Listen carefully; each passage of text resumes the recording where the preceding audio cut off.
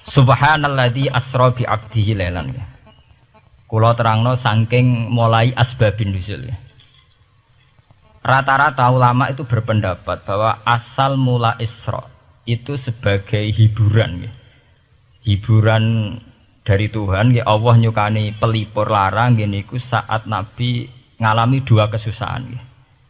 Itu periode Mekah itu periode tersulit Nabi karena beliau itu sudah minoritas. Minoritas, kaum minoritas kecil, miskin, terus pendukungnya tidak ada. Satu-satunya yang menggaransi, yang menjamin Nabi tidak dibunuh itu karena beliau dilindungi oleh sinten pamanipun, gini sinten Abu Thalib. Dan termasuk lagi secara kasta sosial ekonomi beliau tinggi karena punya istri yang saudagar kaya. Gini ku Sayyidah Khadijah. Tapi ternyata orang yang selama ini benar-benar di belakang Nabi, baik secara materi maupun moral, sing entek-entekan berjuang, ternyata wafat.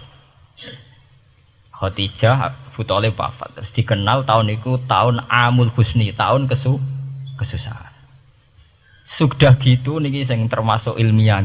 Sudah gitu secara ilmiah psikologis kejiwaan Nabi terguncang.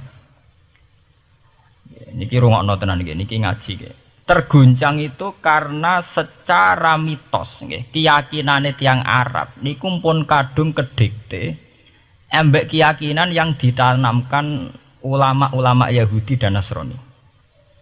Nggih, kula baleni malih nggih.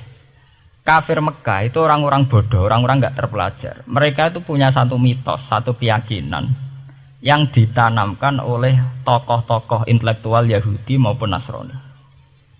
Apa keyakinan itu? Bahwa kenabian itu yang paling mungkin kalau orang itu dari turunan Bani Israel. Orang mungkin Nabi kok ora turunane wong Yahudi atau wong Nasrani. Sehingga ketika Nabi mendakwahkan diri sebagai Nabi, mereka bilang antakulu innama unzilal kitabu ala ta'ifataini min qablina. Nak jenenge wahyu harus tidak jauh-jauh sangka turunan-turunan Yahudi. Sebab itu banyak cerita di Quran, cerita konsultasi tiyang kafir Mekah pada tokoh-tokoh Yahudi. Setelah konsultasi ya disesatkan. Orang mungkin Nabi kok nggone ummiyin, mung bintu-bintu untuk napa? Wahyu. Padha-padha dadi nabi rak kita, orang Muhammad. Ini kalau cerita sejarah. Sehingga saat Nabi ngaku Nabi, niku kayak sudah jadi mitos. Nabi itu tidak boleh jauh-jauh dari Palestina.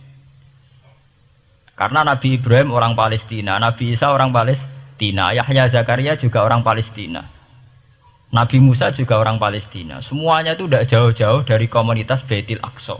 Ini ku masjid Baitul Maqdis atau Baitul Muqaddas. Lah itu wong kafir pinter, saking kepengen nyudutno Nabi Muhammad itu sampai Nabi mesti ning Palestina, ya mesti roh cerita-ceritane Nabi ning Palestina. Ya aku apa tau roh Palestina? Setelah kau detail-detail, nak kau pancen roh itu pintu masjid ning Palestina Baitul Aqsa jumlahnya piro, terus madhepe ning diwa.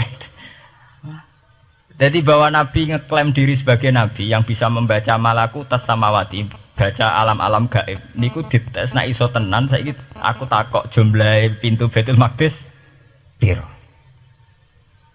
Niki peringatan kangge santri-santri bahwa semua Nabi itu di luar dites fisik.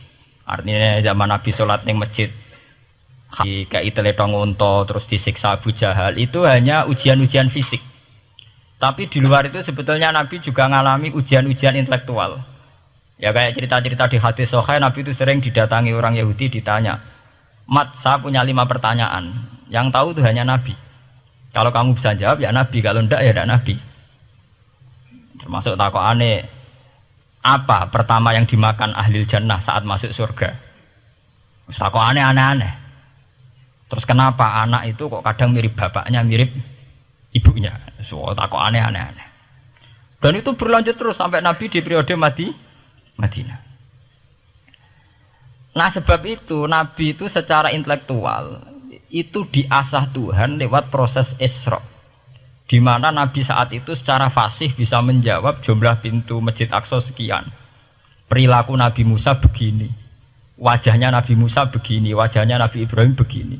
Sampai di hati-hati Sahih, Nabi bisa menjelaskan detail. Nabi Musa itu rambutnya kayak ini, wajahnya kayak ini, ada mutiwal. Itu detail sekali Nabi.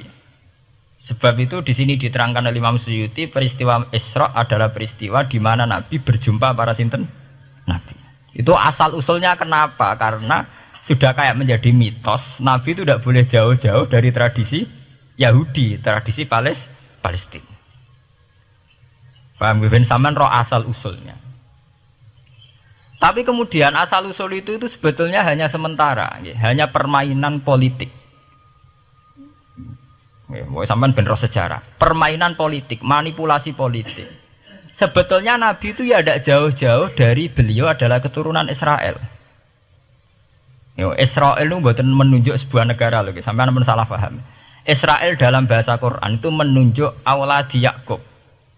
Israel menjadi negara kan baru kemarin setelah diberi kemerdekaan Inggris, paham ya? Israel sebagai negara kan baru apa? Kemarin. Sehingga istilah Israel di Quran maupun di hadis adalah menunjuk auladi Yakub. So intinya di antara anak Nabi Yakub ono jenenge Yahuda. Yahuda di turunan-turunan itu mimbani Yahuda niku diarani bani napa? Israel. Ternyata setelah dirunut Nabi Muhammad itu ada beda jauh dengan keluarga Israel. Karena Nabi adalah turunannya Nabi sinten Ibrahim. Oke. Nabi Ibrahim niku gada putra kalih sing gada turunan gini ku Ishak kalian Ismail. Ismail kalian Nabi Ibrahim disalap teng Mekah. Gini ku sing disebut Quran inni askantu min dzurriyyati biwatin ghairi dzi sar'in inda baitikal muharram. Terus saking Nabi Ismail nurun-nurun ngantos Sayyid Adnan. Ya, mulane nak teng berjanji disebut wa adnanu bila bin intadzabil ulumin nasabiyah ila dzabihi Ismail nisbatuhu wa muntama. Secara teori ilmu nasab Sayyid Adnan jelas-jelas wa adnanu bila bin intadzabil ulumin nasabiyah ila dzabihi Ismail nisbatuhu wa muntama. Tapi yang menjadi masalah, yaitu tadi saya sudah bilang, seakan-akan Nabi Muhammad itu orang yang benar-benar berbeda dari dinasti itu, dari keturunan itu. Karena orang Yahudi, orang kafir Mekah di kepentingan menggagalkan kenabian Muhammad, sehingga dilecehno Muhammad bin Abi Kabsah. Oh Muhammad yang cilik di rumah tukangan wedes. Jadi, gue nak seneng kiai kan. Inna akramakum indawi atqakum. Cek Ben Karlan, cek Karmin pokoknya takwa ya kiai. Itu enak lagi gedeng kiai iku kan. Anake Karlan kok kakean tingkah. Lah dhisik wong Mekah ya ngoten niku. Jadi nak muni Muhammad bin Abdullah bin Abdul Muthalib cek terhormat. Mereka adalah orang-orang bangsawan di seputarku Quraisy. Nabi itu kastane Quraisy. Jadi kalau Muhammad bin Abdullah bin Abdul Muthalib cek ketok terhormat. Wong kafir pinter nang istilahna ora Muhammad bin Abdullah. Muhammad bin Abi Kabsah, mereka cilik Nabi tahu dirumat, cara kene ya Karlan yang penjara desa. Mulane Nabi tahu angon wedhus, mereka tahu de bapak angkat sing tukang napa? Wedhus. Lah wong Mekah pinter, dididik wong Yahudi. Nek istilahna aja Muhammad bin Abdullah bin Abdul Muthalib, iku cek kekerenan, terlalu napa? Keren. Jadi Muhammad bin Ibnu Abi Kabsah. Di wong nak seneng Pak Harto kan Soeharto jenderal besar. Nek sing gedeng wong kemusuk kan repot ya. Oh, terus nyebut desa asli ini asal nak seneng bupati ya jadi bupati orang nomor 1 di Bojonegoro nak gedeng golekno asal usule. Sing ngoten mun sunatullah mulai riyen sampai kiamat ya. Sunatullah ilati qad khalas napa? Min qabl. Walanta jadi sunnatil lain napa? Tabdila. Ya akan begitu. Nah sehingga peristiwa Isra itu satu peristiwa rohani ya. Selain peristiwa rohani nanti akan diwajibkan sholat, juga ada peristiwa intelektual, ada pengajaran intelektual bahwa semua nabi itu harus punya tradisi yang sama, punya karakter yang sama. Jika nabi dalam proses Isra itu dipertemukan dengan Nabi Ibrahim, Nabi Musa, nabi-nabi yang lain. Dan diskusi di situ juga ada diskusi-diskusi. Paham ya? Niki penting ya, penting kalau terangaken karena kalau tanpa tradisi yang berkelanjutan ya, sing disebut tenggene thariqah jenenge as-sanad al-mu'tabar, sanad sing mu'tabar utawi nak tenggene pondok-pondok kitab disebut sanad sing muttasil. Ini nanti semua tradisi kenabian akan melenceng. Kalau melenceng itu ngeri. Karena setiap orang dia mesti gada subjektivitas sendiri, punya versinya sendiri. Sehingga semua nabi harus model istilah politik itu punya platform yang sama, punya karakter yang sama, punya model yang apa? Sama.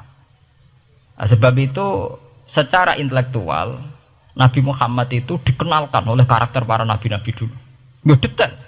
Satu Quran 30 juz. Andai kan sampai hafal Quran, sampai ngurunut sejarah, coba. Kita ini kan kadung dibentuk, artinya kita ini ya alhamdulillah sudah kadung kebentuk, tahu sejarah para nabi. Tapi asal usulnya kita tahu lewat kitab yang namanya Al-Quran. Supaya apa? Nabi Muhammad itu dibimbing bahwa Quran atau ajaran beliau benar-benar musaddiqal lima baina yadeh, benar-benar selaras dengan ajaran sebelumnya. Mulai ajaran yang bersifat samawi sampai hal-hal yang basariyah, yang menyangkut tabiah apa? Basariyah. Kalau contohnya ngeten, misalnya begini. Nabi Muhammad disejarahkan Nabi Ibrahim. Beliau punya problem. Problem itu berupa punya bapak atau paman yang tidak Islam. Bahkan nak ning ceritane kiai-kiai desa dari Nabi Ibrahim cilike kon adol patung. Terus didol meniki patung, ya ora manfaati ra mudarati, mbok tuku ya karepem ora napa karepem. Mbok ana sanate mbok ora, pokoke cerita itu populer. Disejarahkan begitu. Sehingga Nabi Muhammad tahu, oh ternyata yang punya problem ngadepi keluarga itu tidak saya tok. Dulu Nabi Ibrahim juga punya problem ngadepi keluarga. Aku tak lumayan terima paman, Pak Lek, Pak De, Abu Jahal sinten? Abu Lahab. Nabi Ibrahim malah bapak. Dah gitu. Setelah itu juga diceritakan tentang Nabi Nuh, Nabi Lut, seorang nabi besar yang punya nasib sial, yaitu istrinya pengkhianat. Mereka jadi kiai di bojo judes itu tidak masalah. Mulai terima kiai di bojo judes biasa. Ya itu tadi Nabi Nuh, Nabi Lut itu lebih ngeri ketimbang itu di bojo apa? Bukan kebenaran. Kita kan paling dicoba bojo judes, kan ringan banget. Paling banter macam piring gelas itu kan itu murah banget ya. Begitu terus. Nabi Musa juga gitu. Diceritakan Nabi Musa, beliau adalah seorang sosok Bani Israel yang temperamental. Ya basaria sekali. Saking temperamentalnya ketika tukaran ya jotos. Karena nak kiai temperamental kadang jotosan ya ono sanate ya Nabi Musa nak tukaran ra cocok napa? Jotos. Fawakazahu Musa faqada alai. Artinya ya basaria sekali. Cerita ABG ini publik nggih wonten saat beliau melarikan diri, lala ketemu cewek loro. Ya ora wentise barang Nabi Musa, waduh mari maksiat ae terus kan. Wadek aja mlaku ning ngarepku. Nah kena angin aku roh sikile mari nafsu. Aku nabi kok nafsu barang kan ra pantes. Nah ngono ke mlaku guriku. Ya basaria sekali itu sampai detail. Terus ketika itu terus disuaka politik oleh Nabi Syuaib. Sehingga menjadi tradisi bahwa semua nabi akan mengalami problem dengan kaumnya, kemudian disuaka politik oleh komunitas yang berbeda, yaitu komunitas Syuaib itu di luar pemerintahan Fir'aun. Sama seperti yang dialami Nabi Muhammad, komunitas Mekah itu menyiksa Nabi, bahkan mengimbargo sinten Nabi. Semua aliran dana, aliran ekonomi, akses dana, akses makanan itu ditutup di Mekah. Sehingga Nabi sampai dahar dedaunan, fisik bil jibali napa Mekah. Tapi beliau diselamatkan oleh sahabat Ansor yang terpisah dari komunitas Ahlu Mekah. Itu mirip ceritanya Nabi Musa yang diselamatkan Nabi Syuaib yang terpisah total dari komunitas Fir'aun. Ini penting kalau ulang temriki sehingga karakter-karakter kenabian itu tidak rubah. Karakternya sama. Sehingga setelah kita mengenali karakter para nabi, kita mudah sekali mengenali nabi palsu. Paham ya? Mengenai kalau nabi palsu paling seneng musodek, ketara palsune. Lah sing repot sing ora ketara, mergo jenenge Ahmad. Ahmad Muhammad tak mirip. Mulane nek kowe jeneng supaya ora ngaku nabi jenengno Kartolo. Mergo nek Ahmad bin Gulam ora jenenge Ahmad. Ana terkenal nabi nek ora jenenge Muhammad utawa napa? Ahmad. Mulane Ahmad bin Gulam pas ngaku nabi pengaruhe gede mergo mirip. Mulane kula wingi takoki mahasiswa Jogja, Gus, cara jenengan jeneng Jawa mbek Arab apik iki. Nak trene akeh nabi palsu apik Jawa lah Kartolo. Karena secara kriteria kenabian ndak akan masuk. Nak anak jenenge Kartolo atau Karmin itu ndak akan masuk kriteria wong sing bakal dadi nabi. Lah anak jenenge Ahmad tak mirip-mirip nabi. Oh Ahmad Hulam bin Mirza wani ngaku nabi mergo jenenge Ahmad. Musaddiq ya mergo musaddiqal lima bena ya deh. Lah anak Kartolo, Karmin, Karlan agak ono. Mulane saiki sing jenenge Jawa kudu syukur. Akan terbebas dari mengaku napa? Nabi. Lho syukur kan gak akan salah. Di barokah sampean jeneng Jawa, orang-orang ngaku napa? Nabi. Selamat. Kudu syukur. Paham ya? Tidak apa-apa, itu harus dinikmati. Ya itu tadi ya, karena Nabi itu punya karakter yang sama, punya tradisi yang sama, yang mirip-mirip. Itu kenapa Quran berkali-kali menceritakan sisi-sisi kenabian Nabi di luar Nabi Muhammad. Karena biar karakter Nabi Muhammad terbentuk, ya, terbentuk dengan karakter Nabi sebelumnya. Tidak melenceng. Kemudian itu ditiru oleh ulama kita. Kita punya guru, guru punya guru lagi, punya tradisi yang sama. Nak mulang kudu istiqomah, santri loro lah kudu diulang. Nah, sedati kiai aja mripat ijo nak roh dhuwit. Wis pokoke dilatih. Nah, tapi dari kiai saiki orang mripat ijo, mripat abang. Mergo dhuwit saiki abang. Dhisik dhuwit paling gedhe rak 50.000 iku rak ijo.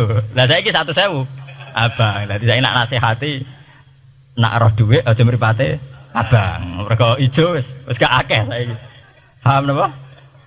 Kena akal-akalan ngoten njen repot. Tugare kula di santri dablek, nek di bojo aja moro tangan. Kula mboten moro tangan, kula saduk, moro sikil. Kena anekdot ngono rusak. Adu-adu ning bojone. Bojone loro, bareng bojone nguwak. Kowe jare rabi Pak ning njaba, bojone jare loro fitnah, Dik. Sing bener telu. Ayo kan repot. Ketemu cangkem elek rusak kabeh. Fitnah udik nak loro. Sing bener apa? Telu. Lah sakniki mun politik ngoten enggak saya sebagai pejabat tidak pernah mengkorupsi 1 sen pun uang rakyat. Wong edan tapi korupsi ya sak sen. Ngomong ra waras tapi korupsi napa? Sak sen. Ngono miliaran tok. Korupsi napa? Sak sen. Ya mesti ae. Geneman. Ayo, jadi zaman akhir itu kayak zaman dhisik, kayak Abu Nawas kabeh. Jadi apa-apa niku mun mboten karu-karuan. Mun ya. Wah itu permainan kata begitu niki kula penting kula terangaken nggih. Saya sebagai ahlul Quran, orang yang banyak baca Quran nggih. Itu kita akan tahu betul betapa parahnya nggih atau akibat negatifnya dari permainan kata itu. Dan itu dilegalkan Quran, disahkan Quran dalam beberapa ayat. Yaqulun apa yuriduna ayutfi'u nurallahi bi afwahihim. Orang-orang Yahudi, Nasrani, kafir Mekah itu ingin sekali membunuh Islam lewat permainan kata bi afwahihim. Yaitu tadi misalnya kalau Muhammad bin Abdullah bin Abdul Muthalib itu kelihatan keren karena masih Bani Quraisy. Tapi kalau diistilahkan Muhammad bin Abi Kabsah, wah Muhammad sing anake Karlan iku ora ummiyin. Balik dadi wong alim terus diistilahno bapakmu sing cilike iku angon wedhus. Ya terus repot terus ajur kah? Kabeh. Itu bi afwahihim. Efektivitas bi afwahihim itu sampai tenggene Tarikhus Suyuti wonten keterangan wa min dzalika irtadda jam'un minas sahabah. Dari permainan kata yang ditanamkan orang Yahudi itu sampai banyak sahabat yang murtad. Istilahnya itu jam'un minas sahabah. Meskipun setelah murtad itu ya divonis tidak sahabat. Misalnya menyangkut nasa mansuh. Orang Yahudi pinter, du'afaul muslimin, orang-orang muslim yang imannya masih lemah. Delok le nabimu, wong kok pelin-pelane ngono. Dhisik Ka'bah madhep Baitul Maqdis. Iku wis bener iku, mergo kiblate Nabi Musa. Nabi-nabi dhisik kiblate Baitul Maqdis. Nah saiki gara-gara dekne kangen keluargane manjen dekne cak Mekah, saiki kangen Mekah.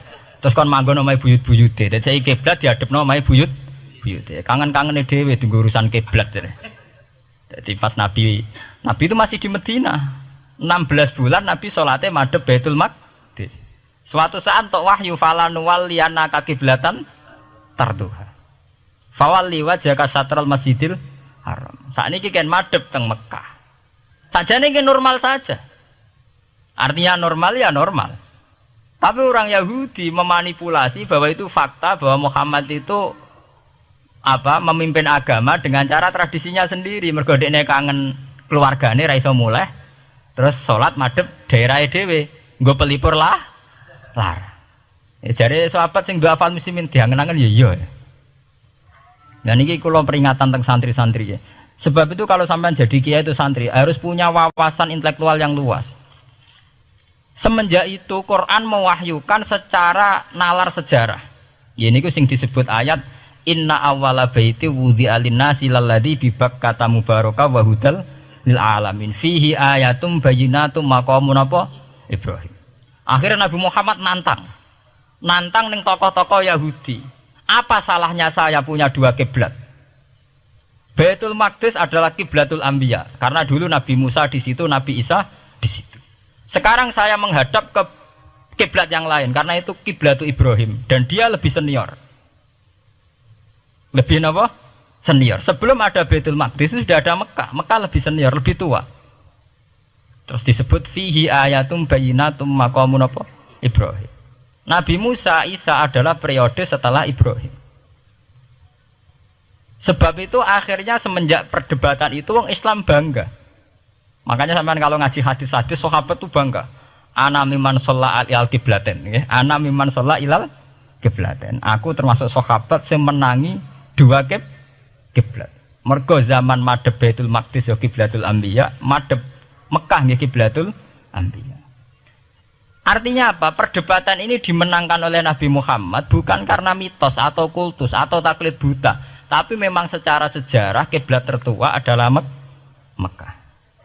Ini disebut inna awala baiti wudi'a lin-nasi lalladzi napa bi Bakkata mubaraka wa hudalil alamin fihi ayatum bayyinatum maqamun apa Ibrahim. Artinya Quran tidak pakai teori mitos. Pokoknya Nabi ini saiki aku ya terserah aku, itu tidak begitu. Paham ya? Tapi diterangkan secara kesejarahan bahwa asal usul Mekah jadi kiblat itu rasional sekali. Bukan karena Nabi orang Mekah mboten, memang dulu-dulunya Nabi Ibrahim berkiblat di situ. Jika Quran jawab inna awwala baiti wudi'a lin-nasi lalladzi bi Bakkata mubaraka wa hudal lil alamin. Terus kula bolak-balik masalah Isra ya. Niku masalah-masalah yang selain pelipur lara itu ada petualangan intelektual, petualangan ilmiah, di mana Nabi Muhammad diperkenalkan oleh Allah, ya, diperkenalkan watak para nabi, pilihan hidup para nabi, bahkan tradisi-tradisi para nabi. Sehingga mangke teng hadis sahih wonten keterangan saat Nabi nyancang atau menambatkan khimar atau buruk itu ya di batu yang dulu dipakai para nabi untuk nyancang napa khimar. Jadi tradisi itu dimulai dari barang-barang sepele. Carane nyancang buruk wae nabi mirip sama dengan nabi-nabi yang apa dulu. Terus memulainya Mi'raj juga sama dengan nabi-nabi dulu. Bon niku sing secara ilmiah tarikhiyah. Sakniki sing menyangkut akidah firqah fil Islam. Nah niki kula terangno. Menurut ahli sunnah, orang yang mengingkari Isra itu kafir. Ya kafir, karena dzukira fil Quran. Isra itu dzukira fil Quran. Makanya tadi saya jarang sekali pakai bahasa Mi'raj. Ya, tapi nak teng Indonesia kadung menang merjep peristiwa Isra dan apa? Mi'raj. Pokoknya bahasa kadung salah, kadung menangan ya menangan. Kadung istilah Isra dan apa? Mi'raj. Sebetulnya yang disepakati ulama itu hanya Isra. Artinya yang memungkiri Isra itu kafir karena dzikra fil Quran. Lah kemudian Mi'raj menurut keyakinan ahli sunnah itu terjadi. Setelah terjadi itu masalahnya biruhi wa jasadihi jami'an ma'an atau biruhi faqat. Nah, kemudian menjadi firqah-firqah yang macam-macam. Ada yang meyakini biruhi wa jasadi, ada yang meyakini biruhi napa faqat. Sampeyan kalau ngaji Al-Kawakibul Lama'ah karangannya Mbah Fadl atau kitab-kitab panduan ahli sunnah yang disahkan oleh NU. NU dulu pas musyawarah besar di Jemang yang dipakai panduan itu dulu yang disahkan itu Al-Kawakibul Lama'ah yang dikarang Mbah Fadl. Itu memang kita termasuk ngikuti yang biruhi wajah seti. Tapi sebetulnya dalam kelompok yang biruhi fakot itu ada orang keren di dalam dunia ilmiah. Ini termasuk Aisyah meyakini biruhi fakot. Ya, tapi itu sudah masalah-masalah kemudian berkembang menjadi di luar masalah firqah, terus menjadi masalah said, masalah pengetahuan. Kalau masalah pengetahuan tentu kita ini terus masalah kan, artinya masalah itu kalau iman diukur dengan akal ya kadang tidak sambung. Wah itu mohal, orang dengan kecepatan sekian pasti hancur. Dan agama ukur dengan akal terus ya repot. Wong dipendem sudah dibalung ya dibalung, dibakas tangi barang. Jadi sing disoal ora mek rotok kabeh napa? Disoal. Manjen masalah manusia itu masalah-masalah sing ya begitu. Oke. Mpun niku mboten penting. Nah, itu terus kemudian menjadi firqah. Terus kemudian ada hadis-hadis yang menerangkan proses Nabi dialek dengan para nabi. Kayak ketemu Nabi Musa, Nabi Ibrahim, terus Nabi Idris, Nabi Isa, Nabi Musa. Itu terus diterangkan di hadis-hadis sahih. Ini kalau balik tentang keterangan wau, sebetulnya pertemuan-pertemuan ini itu dimaksudkan Nabi biar punya tradisi yang sama dengan nabi-nabi sebelumnya. Karena ini penting ya. Sama nek sira rasane dadi kiai. Niku krasa banget. Misalnya kita akan dididik ala pesantren misalnya. Kita punya kiai-kiai yang punya tradisi. Misalnya nak rawong nakal, wong minum, astagfirullahaladzim, wong kok ngono kan gitu. Ya hanya begitu. Sehingga wis kaya identik angger kiai NU atau amalia NU iku rawani naboki wong sing nyabu. Ya rawani nyaduki wong sing lagi minum. Kemudian itu dianggap satu kekurangan atau apa, walhasil kemudian lahir kayak FPI, orang yang tidak menerima metode itu. Tapi sudah kayak ada janjian tuh begitu. Kiai paling anti kemungkaran lah itu. Masa kiai paling kerengau sapa mbok terkenal kerengau. Mereka tidak punya catatan repot bahwa mereka pernah jotosi wong minum. Masih sing sering jotosi santri lah itu tetap ora tahu terkenal jotosi napa? Wong sing mabuk, wong sing minum. Itu sudah kayak tradisi. Dulu zaman Basim Asari Jombang terkenal ijo be abang, sing wabang ya abangan tenan. Sing ijo. Tapi tidak ada catatan sejarah kiai jotosan be pemabuk. Ya memang kayak kita sudah punya tradisi nek roh kemungkaran itu menang kalah itu lewat proses bil hikmati wal mauidzatil hasanah. Kita ini kayak punya tradisi nek roh kemungkaran milih model Nabi wa mahdi qaumi fa innahum la ya'lam. Itu ya kayak ada janjian begitu. Meskipun kita sebagai orang alim ya tahu nahi mungkar itu wajib. Nahi mungkar itu begini-begini, tapi ya praktek kita tidak pernah begitu. Kalau di Timur Tengah kebalikan. Mana ada terima karuan wong nakal. Podo soleh beda aliran halal dibunuh. Sehingga wong Sunni yang ngalalo darai wong Syiah nggih ngalalo darai napa? Wong Sunni. Ya sudah kayak tradisi. Sampai nak maca kitab fikih-fikih khas Arab. Mau biasa muni wong ngene iku muhaddarun damu. Padahal ya wong soleh, wong Islam di mazhab apa ini disebut darun apa? Damu. Sehingga kita itu tadi, kita punya tradisi. Saya tuh kalau sedang tahajud, matehai para wali-wali songo atau apa, itu yang terpikir di saya itu hanya satu. Agama Islam itu lahir lewat Quran dan hadis. Tapi kemudian tahu-tahu tetap berimprovisasi, berkembang sesuai tokoh yang membawa. Sampai kalau melihat Islam di India dulu sampai perang besar-besaran, kemudian zaman Abul A'la Al-Maududi, zaman periode Muhammad Iqbal, sampai India pecah, kemudian jadi Pakistan yang bernegara apa? Islam, karena banyak konseptor Islam yang tidak setuju negara sekuler. Akhirnya mereka misah jadi negara Islam Pakistan. Kemudian Timur Tengah juga begitu. Karena Timur Tengah sudah Islam semua, masalahnya itu diislamkan ala Sunni atau ala Syiah. Iran menjelma sebagai aliran Syiah. Yang Sunni dianggap sesat, halal darai. Irak zaman Saddam Hussein pemerintahan Sunni. Sing Syiah dibantai, sehingga wong Kurdi do mati. Era Saddam keok gentenan Saddam sing dibantai.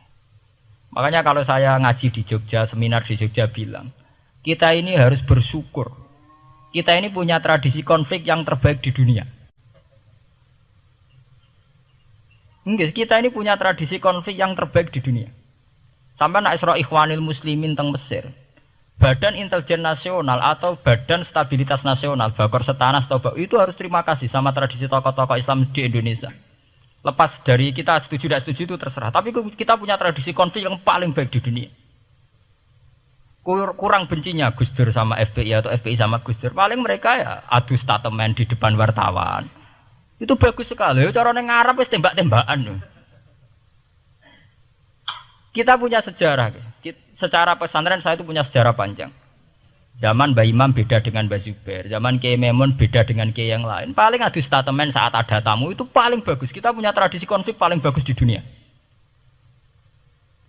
Kayak apa mangkalnya orang NU saat Gus Dur diimpis, dipecat.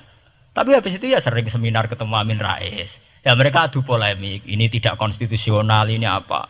Gus Dur nggak jurus dekret. Sing sitok nggak jurus sidang istimewa. Nah, kurang serem sidang istimewa dilawan sidang luar biasa. Pokoknya agak istilah sing serem-serem. Tapi tidak saling bunuh loh. Sampean harus syukur loh. Selama ini orang awam sering bilang, loh kiai kok tukaran. Sampean bandingkan di Timur Tengah, jenenge tukaran mesti tahdirudam. Para polisi, para badan intelijen, para yang menjaga stabilitas negara ini harus terima kasih sama tradisi tokoh-tokoh Indonesia. Yang namanya di Mesir, di Irak, di mana-mana jenenge tukaran mesti melibatkan pertumpahan darah.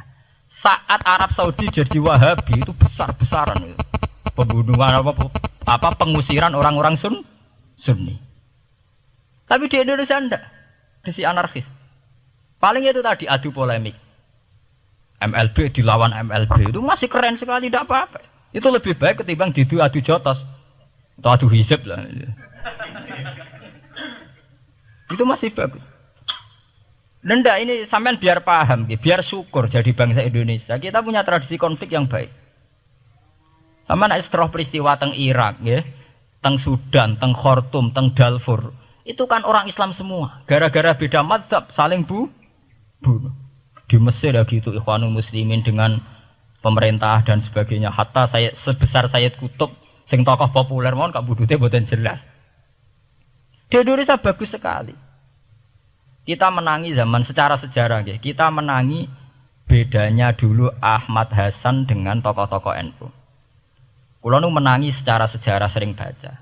Terus zaman anyar-anyarane NU asas tunggal, bedanya Gus Dur dengan Kiai As'ad. Sak mangke bedane PKB dua versi. Mereka menyelesaikan secara beradab. Lewat pengadilan, kok pengadilan kalah lewat MA, ya beradab sekali. Kita harus bersyukur. Dibanding penyelesaian konflik kayak di Irak, kemudian ngundang Amerika, akhirnya sekarang kacau balau. Di Timor Leste yang latihan bikin Ramos Hurta disuduk. Indonesia paling banter ngobong fotonya SBC. Ya masih terhormat lah, masih artinya masih beretika. Kita harus syukur punya bangsa yang beradab. Wong ras setuju antar kiai ya rasan-rasanan. Kiai kok ngono, sing tok kiai kok ngono. Engko sing kiai tengah-tengah ayo ono sing ngono, ono sing ngene dadi. Sing ra melok-melok biasanya terus milih amane, ya ono sing ngono, ono sing ngene. Jadi artinya kita yang baik. Saya itu berkali-kali ngaji ya. Sampean kalau sering baca Quran dan menghayati, artinya ora maca Quran pelang-pelang ora karepe, menghayati. Saya itu sekarang sesadar-sadarnya, saya masih belajar. Ini jamaah sini harus tahu. Saya hingga detik ini masih belajar. Entah itu lewat belajar baca Jalalain atau belajar merenung maupun belajar lewat yang lain. Quran itu dulu ya sering nyebut begitu itu saya tidak paham. Sekarang itu saya paham, tambah paham. Misalnya di juz 4 ada istilah ikhwanan. Orang mukmin disuruh ingat peristiwa-peristiwa yang dulu saling kuntum a'daan fa'allafa baina qulubikum fa'asbahtum bi ni'matihi napa ikhwanan. Dulu kamu bermusuh-musuhan yaitu antara kelompok Aus dan Khazraj. Gara-gara barokatul Islam sekarang kamu menjadi ikhwanan. Menjadi bersaudara. Sampean kalau melihat TV merunut konflik di Irak, sering ada bom bunuh diri, itu kan ada asal-usulnya. Memang sekarang orang menimpakan kesalahan itu pada pasukan multinasional yang dipimpin Amerika dan Inggris. Tapi sebetulnya ada usul-usulnya. Sampai Amerika bisa masuk karena orang Irak tidak ikhwanan. Tidak apa? Yaitu ada Syiah, ada Sunni. Mereka saling menikam, saling bunuh. Sehingga karena ada ikhwanan ini pihak ketiga masuk, yaitu tentara multinasional. Makanya saat di Jogja ditanya, cara jenengan sebuti menyangkut Ahmadiyah, menyangkut konflik di Jakarta, saya bilang sekarang setiap orang bikin from apa forum, ya itu baik kalau niatnya baik-baik. Tapi andaikan saya ditanya Tuhan nanti, hak kowe iku kelompok apa? Pokoknya angger NU atau Muhammadiyah ajak mayoritas, kamu milih salah sitok itu. Bukan karena saya oportunis milih yang besar, itu lebih baik, lebih maslahat. Karena kalau setiap orang merasa benar bikin kelompok sendiri akan menjadi kelompok banyak. Dan saat menjadi kelompok banyak, tentu konflik lebih tidak terpola. Tidak apa? Terpola. Umpama Hasim tukaran Mbak Din Samsudin itu terpola. Tapi nak anggur wong rasa di ketua dhewe tidak terpola. Bagaimanapun ikhwanan itu harus disyukuri. Ya, dalam kondisi berteman. Sebab itu Nabi sering ngendikan ilzamu jamaahirul muslimin wa man sadza sadzafin. Mbok kamu itu ikut kelompok mayoritas saja. Jamaahirul muslimin cara bahasa netralnya mbok ya kamu itu ikut kelompok mayoritas saja. Karena kalau orang merasa benar kemudian bikin kelompok sendiri itu tidak ada selesainya. Lah akulah cara nuruti GR sebagai kelompok dhewe. Wong aku ya di umat, di pengaruh sing nyucup wis akeh. Tapi kalau semua orang merasa begitu kan repot. Mursyid di kelompok dhewe, tukang toreko di kelompok dhewe, tukang ngaji di kelompok dhewe. Modal kitab pirang-pirang sesuk ana jamaah Jalalain, jamaah Muin, jamaah Fathul Wahhab. Nek sing iso ngaji jamaah tahlil, jamaah istighosah. Ora ana bare itu. Saya tuh kalau ditanya di Jogja, meskipun saya kritis, artinya kritis itu mungkin terhadap satu fenomena kita tidak setuju atau Muhammadiyah dalam banyak hal atau satu dua hal.